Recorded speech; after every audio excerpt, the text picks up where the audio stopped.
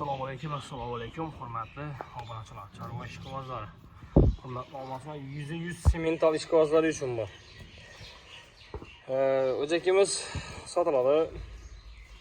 Chesti 100, oq tumshuq, oq kiprik, stakan tuyoq, sholponqlar.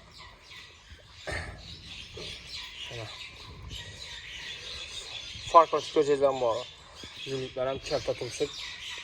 Ajoyib stakan tuyoq. Oq tumshuq, sholponqlar. Sementallarda nechta sirtli bodom bo'lsa hammasi bor. Chesti 100 aniq toza qon.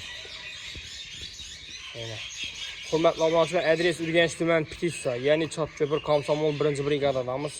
Hurmatli obunachilar, shu videolarimizni ko'rgandan keyin обязательно birdan like bosib, niyat qilganlar niyat qildim deb qo'yinglar. Sizlardan yo pul, yo bir narsa so'rab turganimiz yo'q. Birdan qo'lingiz uchi bilan bosadi. Like bosib qo'ysangiz bo'ldi, poddesh etib videomiz keng tarqalishi uchun. Pulni agardan bo'lsa, hurmatli obunachilar, puli telefonda kelishiladi.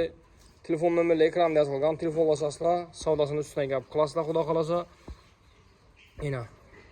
Zavodskoy tuxum kalla. Shox chiqmaydi bunga. Zavodskoy. Ina. Shoxini guydiraman, ataman deb o'tirmaysizlar. Shu like-larni bosib, obuna bo'lganlar obuna bo'lib qo'yinglar. Adresni aytib o'tib ketdik. Yana bir aytib o'tib ketamiz. Adres Urganch tuman Eski Shovot yo'lida, ya'ni Pitissada. Chotko'pir Komsomol 1-brigada. Ekrandagi telefon nomeri telefon qilasizlar. Lokatsiyani xudo xolasa Telegram orqali tashlab beramiz, hurmatli obunachilar. Mana canavar. Bu qaçar bu hurmatli obunachilar, o'kitcha emas. Qaçar. Xudo xolasa o'kitchilar ham bo'ladi, zo'rlari bo'ladi. Sizlar shu obuna bo'lib qo'yinglar, like bosib poddesh etib tursanglar, xudo xolasa birinchilardan agar obuna bo'lib qo'ysanglar, video qo'ysak, birinchilardan sizlarga yetib boradi. İzlab yurmaysizlar. Abone bo'lib, обязательно колокольчик bosib qo'ysanglar, video qo'ysak, birinchi bo'lib sizlarga boradi. Shu like-larni bosib poddesh etib tursanglar, xudo xolasa zo'rlarni qo'yib beramiz qo'ldan kelgancha. Kreditga mollar ham bor, hurmatli obunachilar, limuzin.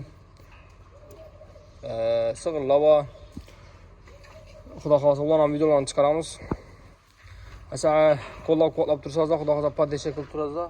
Xudo xolasa zo'rlarni syomka qilib chiqarib boramiz. Hammaga rahmat.